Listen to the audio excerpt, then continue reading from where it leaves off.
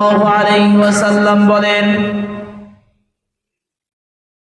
আল্লাহ সুবহানাহু ওয়া তাআলার নিকট এই শাবান মাসে বান্দার আমলনামা পেশ করা হয়, এই আমলগুলো উঠানো হয়।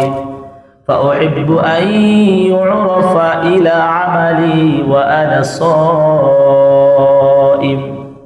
নবীজি সাল্লাল্লাহু আলাইহি ওয়াসাল্লাম বলেন, আমার আমলনামাগুলো যখন উঠানো হবে তো এমন হালতে আমার আমলনামাগুলো উঠা যেই সময় আমি রাসূল রোজা অবস্থায় ছিলাম। সুবহানাল্লাহ।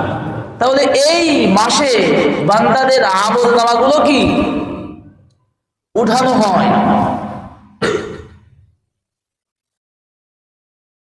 আম্মা জান আয়েশা রাদিয়াল্লাহু তাআলা আনহা থেকে আরেকটা হাদিস,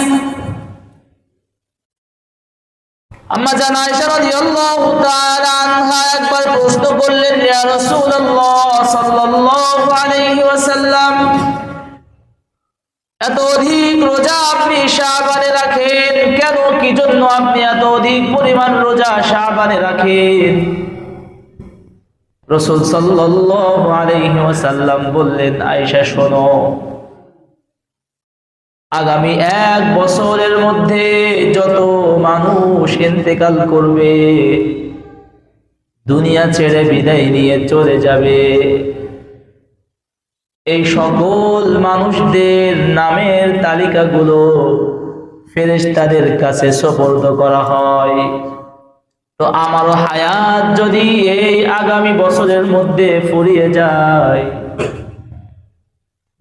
আর আমার নামের তালিকাও যদি ফেরেশতাদের কাছে পেশ করা হয়, তো আমি পছন্দ করি এমন সময় আমার নামের তালিকাটা ফেরেশতাদের কাছে পেশ করা হলো যেই সময় আমি রাসূল রোজা অবস্থায় ছিলাম। সুবহানাল্লাহ।